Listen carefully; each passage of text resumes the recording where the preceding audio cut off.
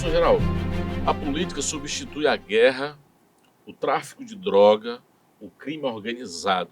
Isso faz sentido para você? A política, a guerra é política. O tráfico de drogas é política. A guerra é política por outros meios. O capital, em determinados momentos, ele fomenta a guerra para poder se desenvolver, para poder se reproduzir. Hoje nós estamos numa crise econômica muito grande. Essa crise, ela começa em 2008, ela já está com 2022, 14 anos, e não tem perspectiva de final. O capitalismo se desenvolve em ciclos. Ciclo de crescimento e ciclo de declínio. Há sempre um declínio depois de um crescimento. É por isso que as crises são chamadas de cíclicas, as crises cíclicas do capital. Então, a cada onda de crescimento, na sequência vem uma onda de crise. E essa onda de crescimento, ela significa uma concorrência muito grande no setor privado, as empresas, na produção, quem produz mais barato, para poder vender mais, acumular mais. E isso chega no final de 20 anos com uma capacidade instalada, uma capacidade de produção superior à capacidade de consumo do capital, das mercadorias produzidas. É por isso que entra em crise. Crise é excesso de riqueza produzida, não é falta de riqueza. Para uns. Para os trabalhadores, o que os trabalhadores sofrem não é a crise, são as medidas anticrise que são adotadas pelo capital, pelos capitalistas e seus governos. Então, o desemprego é consequência de uma medida anticrise. A fome é uma consequência de uma medida anticrise. Então, para que essa onda de declínio seja superada e o capital volte a uma outra onda de crescimento, é preciso queimar capacidade produtiva instalada. E, às vezes, aí fica a competição entre os países. Onde é que nós vamos destruir indústria? Onde é que nós vamos destruir não sei o quê? Aí a disputa entre os países, às vezes, termina numa guerra. E, às vezes, uma guerra ajuda a resolver esse problema. Tem um livreto editado pela Associação Brasileira de Propaganda no Brasil. Eu não recordo qual foi a data, né? Mas ele traz uma pesquisa da Associação do Comércio Americano, onde lá eles medem tudo durante muito tempo. E nessa pesquisa traz que as crises, desde da primeira crise, antes da Primeira Guerra Mundial, elas não passam de uma média de 7 meses e meio a 8 meses. Para vocês faz sentido esses dados? Não. A crise, ela dura... O desenvolvimento, os estudos dos economistas, dos estudiosos da área econômica, desde do desenvolvimento, do início do desenvolvimento do capitalismo, diz o seguinte, que as crises elas têm, o capitalismo se desenvolve em ciclos, né, longas ondas longas de crescimento e ondas longas de declínio. Dentro de uma onda longa de crescimento, você tem crises conjunturais. Dentro de uma onda longa de declínio, você tem ciclos também circunstanciais de crescimento. Por exemplo, em 2006, 2005, o primeiro governo do Lula no Brasil, ele pegou um desses ciclos curtos de crescimento. Por isso que ele surfou, ele vendeu muita commodity e pôde fazer concessões para os trabalhadores com as bolsas e etc, etc e tal. Quando a crise de 2008 se instala no Brasil, ele dizia que não era crise, que era marolinha, que não sei o que e tal. Mas quando ela pega no Brasil, aí a partir de 2012, o governo brasileiro começa a perder a capacidade de fazer aquilo que o Lula estava fazendo. Por isso que 2013, o movimento de 2013, junho de 2013 tem a ver com isso, né? A situação já está ruim no país. 2014, o governo Dilma já começa a crise com a Dilma. 2016, o impeachment. Tudo isso já é parte do processo de agravamento da crise. Então, a crise que se abre em 2008, ela ainda perdura, continua.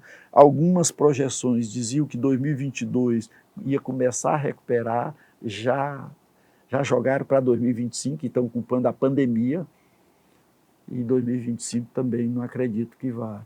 Então, todo mundo diz que essa crise é uma crise mais longa, uma crise pior do que a crise de 2029. De 1929, né? Agora, as crises antes da Guerra Mundial, da Primeira Guerra, exatamente, as crises ali, elas foram a causa da Primeira Guerra Mundial.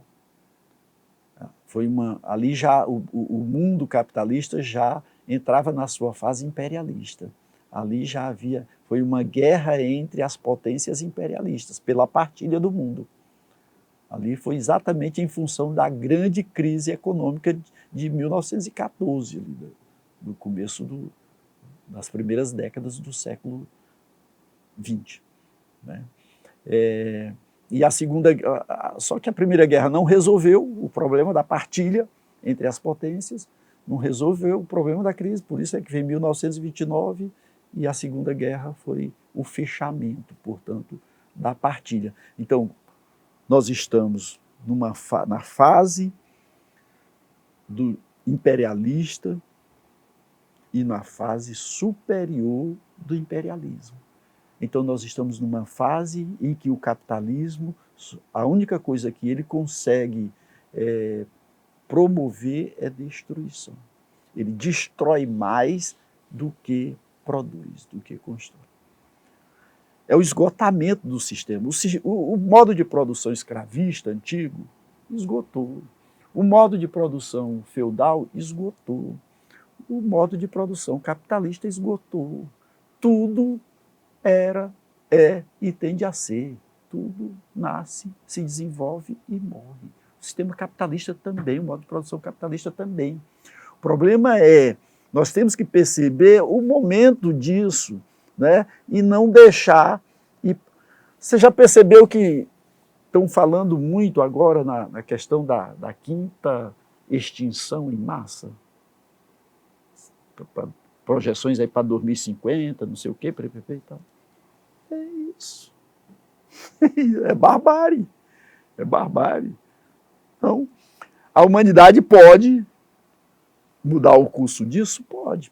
Agora, quem vai mudar o curso disso? São as pessoas que vivem nadando em privilégios? Não, elas estão muito bem, elas estão inclusive procurando outro planeta para se salvar, porque esse aqui já está indo para o abismo. Além de procurar do planeta, tem gente construindo cidade debaixo da terra para se proteger com camadas de ferro e cimento largas para suportar tsunami, guerra, bomba. Professor Geraldo, o senhor herda o legado e o capital político por onde passou? Sim. Acho que sim. Eu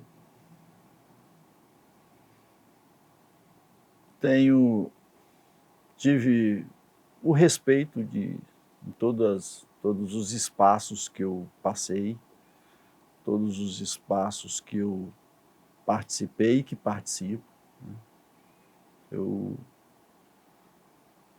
acho que eu cumpro bem a minha tarefa. Mas, professor, ninguém é candidato de si mesmo. Você representa qual grupo econômico? Eu represento os trabalhadores. Eu participo, sou membro de um partido, PSTU, Partido Socialista dos Trabalhadores Unificado. E nessa campanha nós temos o apoio do Polo Socialista e Revolucionário. E somos candidatos da classe trabalhadora. Nós temos um perfil declaradamente classista, ou seja, pertencemos a uma classe, e construímos um programa e queremos construir um governo da e para a classe trabalhadora. E nós somos socialistas, ou seja, nós queremos construir uma sociedade socialista, uma sociedade com uma humanidade emancipada, né, com a emancipação dos trabalhadores. Né, uma sociedade onde a riqueza produzida pelos trabalhadores seja usufruída pelos trabalhadores. Hoje, a riqueza produzida, ela é produzida pelos trabalhadores, mas ela é usufruída pelo proprietário do meio de produção. Dá um exemplo. O grupo Claudino, no Piauí. Quem é que produz a riqueza do grupo Claudino? São os trabalhadores do grupo Claudino. Quem é que se apropria da riqueza produzida pelos trabalhadores do grupo Claudino? É o senhor João Claudino e a sua família. Então, a produção é social, é coletiva, mas a apropriação é privada. E essa é a origem das desigualdades sociais, e essa é a razão das desigualdades sociais nesse país e no mundo capitalista. Então, é contra isso que a gente se coloca. É para superar isso que a gente se coloca. Nós queremos construir uma sociedade onde haja igualdade social. Muito bem. Toque no sininho e vem com a gente. Ainda tem muita coisa. Fique ligado, você que está chegando agora, viu? Qual a sua principal bandeira de campanha, professor Geraldo? É um Piauí socialista com democracia operária e popular. As pessoas entendem o que você está dizendo? Se elas não entendem ainda, elas precisam entender. Porque é uma necessidade construir uma saída para a tragédia social em que o país e o Piauí estão enfiados. Mas isso sendo traduzido de uma forma mais clara, mais objetiva, mais coloquial, não seria melhor? Sim, nós traduzimos isso num programa. Um programa que possa gerar empregos para superar o desemprego crônico que vive o Piauí. E esse programa para gerar empregos é, primeiro, redução da jornada de trabalho para 6 horas de trabalho, sem redução de salário. Antes da Revolução Industrial, por ocasião da Revolução Industrial, não tinha limite à jornada de trabalho. 1840, 1850, na Inglaterra, na Europa, nos países industrializados, trabalhavam adultos, crianças, homens e mulheres, sem limite de horas de trabalho por dia. 12, 14 horas por dia. Locais de trabalho insalubre, locais de moradia também, sem condições adequadas de trabalho. Essa situação mudou de lá para cá. A classe operária se organizou, o proletariado se organizou, criou seus sindicatos, seus partidos e conseguiu estabelecer uma jornada de trabalho de 8 horas diárias, ainda no século XIX. De lá para cá, o desemprego diminuiu, as tecnologias avançaram, tomaram postos de trabalho, eliminaram postos de trabalho, e aumentou a população. Então é preciso resolver esse problema, porque tem uma massa da população, a massa humana, que está fora do sistema produtivo, do sistema econômico, porque não tem mais vaga dentro do sistema para essas pessoas, milhões de pessoas. Então nós precisamos incluir. Como é que nós vamos fazer? É preciso redistribuir a carga horária, a jornada de trabalho. Então tem que reduzir agora para 6 horas. Alguns países já fizeram isso, a Alemanha já fez isso, outros países na Europa já fizeram isso. Então nós precisamos fazer isso também, reduzir para 6 horas. Se a gente fizer isso aqui no Piauí, nós vamos criar 300 mil empregos.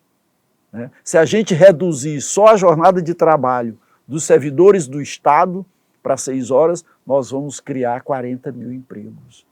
Isso não é um ponto que os empresários temem se o partido chegar ao poder? Mas é um caminho para solucionar um problema. Então, se eles não querem solucionar, mas a população que está desempregada, a classe trabalhadora, essa quer a solução. Então, outro ponto para a geração de emprego crônico é a implementação de um plano de obras públicas. Nós precisamos construir estradas para interligar os municípios, interligar as comunidades rurais. Nós precisamos construir, melhorar a rede hospitalar, a rede educacional. Nós precisamos investir em infraestrutura para desenvolver o Estado, para melhorar as condições da população. Só que o investimento na infraestrutura é para atender às necessidades dessa população, né? E não o investimento na infraestrutura para atender às necessidades do capital ou dos grandes grupos econômicos, né? Não tem sentido os trabalhadores financiarem o desenvolvimento econômico, né, o desenvolvimento do capital, ou a acumulação do capital. Esse é o professor Gerardo, viu? Geraldo, desculpe. O político sabe o que quer do eleitor. O eleitor sabe o que quer do político? Sabe. O eleitor sabe o que quer. Por isso que eu disse que durante as campanhas eleitorais, muitos eleitores tentam tirar alguma coisa a qualquer custo do candidato, porque ele sabe que depois não vai receber nada em troca dos votos. Então ele tenta tirar alguma coisa, alguma vantagem ainda durante a campanha. Vão comprar muito voto esse ano? O PSTU não. O PSTU vai agradecer e vai ter muitos votos voluntários. Todos os votos do PSTU são votos voluntários. E os demais partidos vão comprar? Aí tem compra de voto para todo lado aí. Não sei exatamente aonde, mas a compra de votos, sobretudo das grandes máquinas eleitorais, esses aí eles nem compram mais tanto individualmente. Eles compram prefeitos, compram deputados, compram líderes políticos, comunitários, né? A gente sabe aí como é a cotação, a tabela aí para as lideranças. Tem tabela? Tem tabela. Outro dia um presidente de uma associação de moradores lá numa comunidade rural estava me dizendo que o presidente da associação de moradores é R$10.000 e o vice é 5. Então, por aí, agora você imagina um prefeito, né? Você imagina um vereador, imagina um deputado, né? Então, o preço é alto. Pré-candidato, agora o candidato ao governador do estado do Piauí, nessas eleições, dizendo que seu partido concorrente, comprou um vereador por R$500.000. Tem sentido isso? Não, para nós não. Não. Tem sentido essa história? Não. Não, sim, tem sentido. Se a gente observar, né, pela movimentação, pelo leilão de prefeitos que tem aí, é possível. Né? Diz que o dinheiro em campanha eleitoral circula em mala, né? Bolsa, cueca, sacola, né? Sapato, meia, né? Cueca. Se tiver segundo turno, professor, você se junta com qualquer partido e com quem? Não. Nós não nos juntamos com qualquer partido. O segundo turno a gente deixa sempre para discutir e tomar decisão no segundo turno. Os trabalhadores já estão acostumados a matar um leão por dia, né? Então nós vamos para o primeiro turno, depois a gente vai para o segundo turno. Mas está muito difícil. Eu acho que nós vamos para o segundo turno, né? Nós queremos ir para o segundo turno, estamos trabalhando para isso, então chega lá no segundo turno a gente vê o que é que faz. Conversa. Eu tive acesso a uma pesquisa mais ou menos 10 anos atrás, e entrevistava uma pessoa nas ruas, e as perguntas, entre elas, tinha uma pergunta: o que eles achavam de receber dinheiro do político?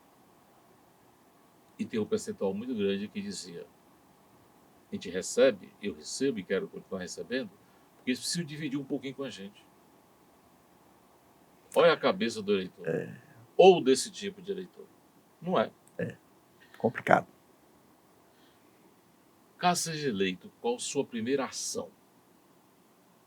Seu primeiro ato? Vai começar por onde? Produção de alimentos e geração de emprego.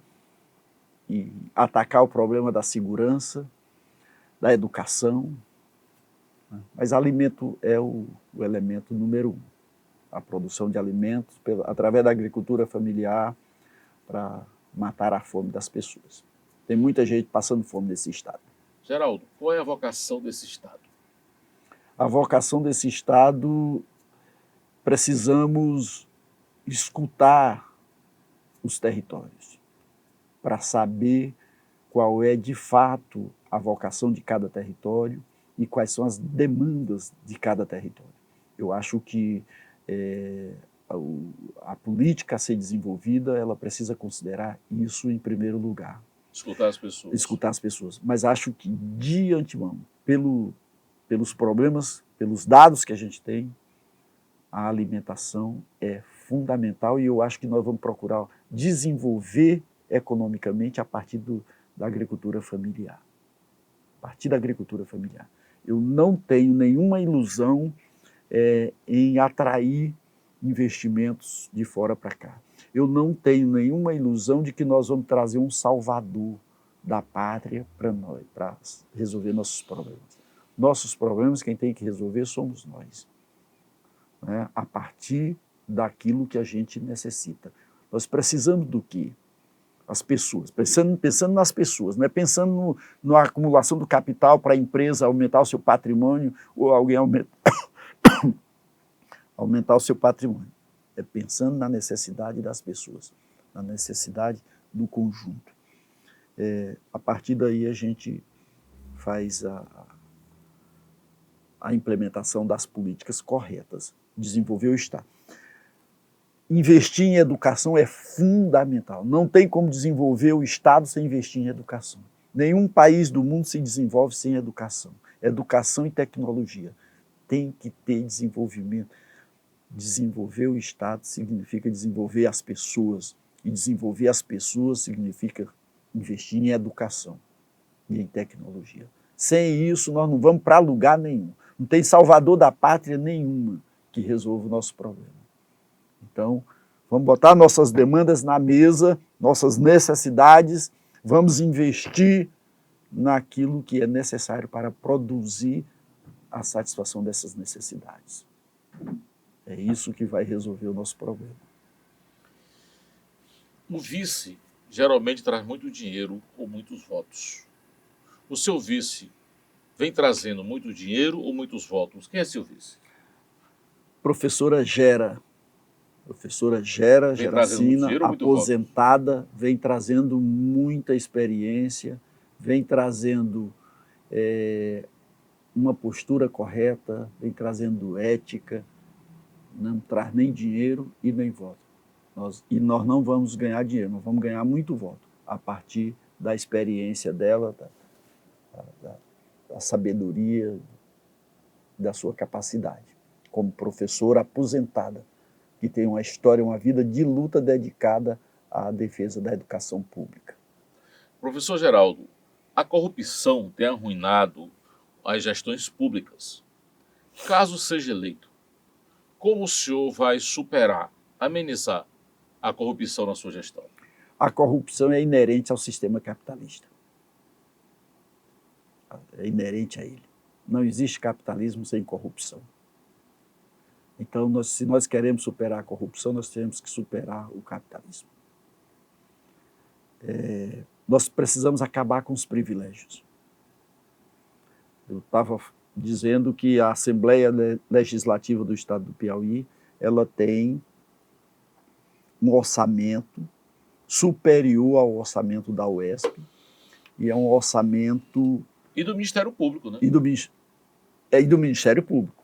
Só o Tribunal de Justiça é que tem um orçamento maior do que o da UESP. Do Tribunal de Justiça é em torno de 600 milhões e o da Assembleia 400 e tantos milhões. Né?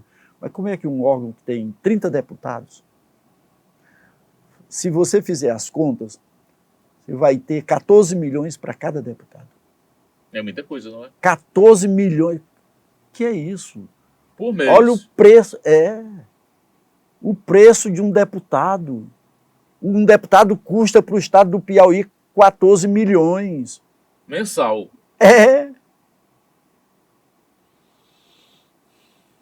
Tem cabimento isso? Obrigado. Não tem cabimento. Então isso precisa acabar. E como é que o Ministério Público, que tem menos dinheiro que uma Assembleia, vai julgar a Assembleia e o governo do Estado? e que precisa de uma estrutura muito maior. E quem nomeia o Ministério Público é o governo do Estado. É o governo. Como é que se você é meu funcionário, como é que você vai me mandar me prender ou me investigar? Bem direitinho. Tem que ter eleição, Apertar. não tem? É por isso que nós vamos, a nossa proposta é governar apoiado nos conselhos populares. Precisamos mudar a estrutura do Estado com a criação dos conselhos populares. Por que a Assembleia com 30 deputados tem esse orçamento? Por que um deputado custa 14 milhões? Esse é o preço dele para votar nas propostas do governo. Imagina quanto é a campanha de quem vai ser eleito. É. Então, é preciso acabar. Então, cria-se os conselhos populares. E os conselhos populares de segurança, de saúde. Remunerados ou sem todas as áreas. Remunerados esses conselhos sem remuneração, professor? Remunerado. Mas, inclusive, o salário, tem que mudar a estrutura de salário. O salário do governador, hoje no Piauí é quanto? 40 mil reais? Mais ou menos por aí. Mais ou menos por aí. Geraldo vai ser governador, Geraldo vai receber o salário de um operário especializado. Receber o salário de professor. Por que o Geraldo tem que receber o salário dele de professor, ainda tem que receber mais 40 reais como governador, mas não sei quanto de verba, não sei de quê, não sei de quê. Porque se você for somar todas as verbas que vão para o gabinete do governador, então é preciso mudar isso, essa estrutura. A monarquia seria um caminho? Não. É pior. Pior? Pior ainda. Cândido, tem que dar o poder ao povo. Tem que colocar, tem que dizer, o povo é quem tem que decidir o seu destino. Não é nenhum governo, nenhum rei, nenhum primeiro-ministro. É o povo. É o povo lá na Santa Maria da Codipe que sabe. O povo não sabe o que... Por que lá no Trapiazinho. Lá na Piracuruca, lá na Santa Teresa. O povo sabe o que precisa. Ele sabe do que precisa. E ele sabe como é que tem que fazer para satisfazer as suas necessidades. Nem fazendo de qualquer jeito, né? São os trabalhadores que fazem, não é? Quem é que produz a riqueza nesse país? Quem é que produz? Quem é que faz o carro? Quem faz os prédios de luxo, as mansões? Quem construiu São Paulo, né? Quem construiu São Paulo? Os trabalhadores. Aqui também, né? Os trabalhadores. Então os trabalhadores sabem. Ele só não tem o poder. Está destituído. Ele não tem o poder de mando, o poder de decidir. Então tem que devolver isso para ele. E ele sabe. Se ele tiver o poder, com certeza ele vai produzir alimento em vez de produzir soja para alimentar o gado lá na Europa. Os europeus acabaram com suas áreas, né? E aí querem usar o resto do mundo para produzir aquilo que eles... Caso seja eleito, a sua equipe será toda política, toda técnica? Como será? Formada pelos trabalhadores. Se não tiver Conselho de Educação. Se não tiver competência, esses trabalhadores? Quem disse que não tem? Os trabalhadores vão saber escolher entre eles quem tem condições e quem não tem. O Conselho da Saúde, os profissionais da saúde, junto com a comunidade. E eles saberão quem escolher. Não vai ter político? Não. Só técnico e trabalhadores? Só os trabalhadores. Tá certo? Tá certo. Tem uma série chamada O Servo do Povo, na Netflix, gravado pelo aquele ator principal, o atual presidente da Ucrânia. E é uma aula de marketing político. Essa série ajudou ele na sua campanha para presidente, ajudou ele a ser eleito na Ucrânia. Né? E onde ele fala essas coisas todas e pratica na série. Né? Eu não sei se você conhece, já assistiu, não. Mas é uma aula de marketing político. É uma aula de política, né? De bons costumes, pelo menos até agora, onde eu estou assistindo. Já estou no 16º capítulo. Né? Muito interessante a série, aconselho. Vou assistir depois da campanha. Depois da campanha, porque agora também não dá mais tempo para ajudar em nada, não está em Rio. Dá não. Tem alguma encrenca que pode pipocar durante a campanha, que possa vir macular seu nome? Que eu saiba, não. Só se inventar. Só. É possível inventar? Se inventar, não vai andar muito, não, né? Porque as Só o coisas tempo do inventadas. invento, né? Muito bem. Nós estamos quase chegando no fim. O papo estava bom, acho que a gente continuava aí mais 3 horas numa boa, viu? Porque conteúdo, o professor Carvalho está cheio. É muito competente, tem uma retórica muito grande, né? Muito rico, muito culto. Por onde se puxar, ele acompanha. Fique à vontade para as suas considerações finais. Em primeiro lugar, obrigado pelo espaço, pela sua gentileza, de travar essa conversa aqui com esse candidato que para muita gente não tem futuro, né? Então é um espaço que a gente valoriza muito e eu quero reafirmar algumas coisas que eu já disse. É fundamental que os trabalhadores, que a juventude retomem o caminho da organização política como forma de ação para a correção dos problemas, para a solução dos problemas que estamos enfrentando hoje. É fundamental que os trabalhadores se organizem de forma independente. É uma tecla que eu tenho batido muito, que é a questão da independência de classe. Os patrões, eles se organizam. Eles estão muito bem organizados. Nos seus sindicatos, nos seus partidos, suas variadas formas de organização.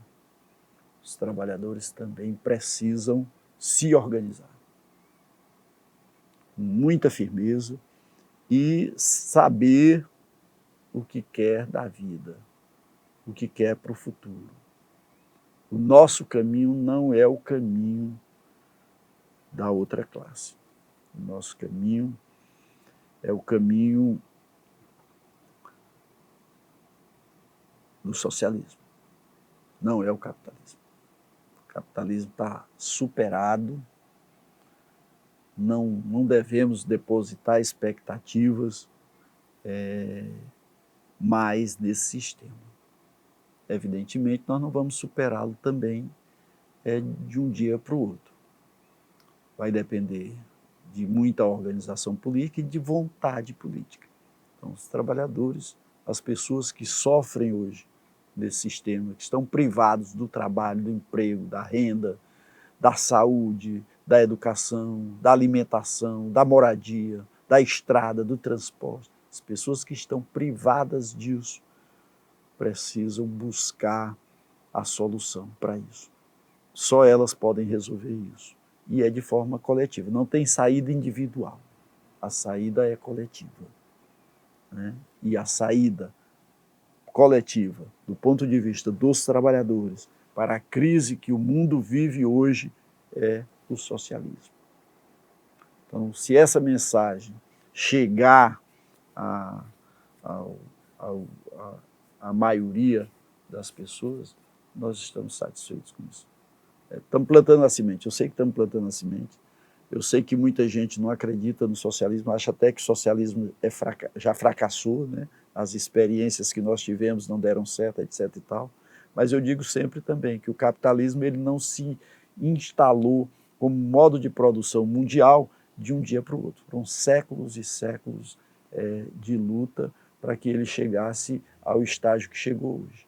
Então, o socialismo é a mesma coisa, é uma longa caminhada, mas nós precisamos botar o pé na estrada o quanto antes. Muito bem. Tivemos aqui um longo papo com o professor Geraldo, candidato a governo do estado do Piauí. Vem aí um candidato consciente, não é? Com facilidade com a comunicação, inteligente, você vai ver, ouvir e perceber. Fiquem ligados na campanha eleitoral. Esse ano tem. Já está começando e agora vai esquentar. Professor Gerardo. Professor Geraldo, muito obrigado por ter vindo. Muito obrigado.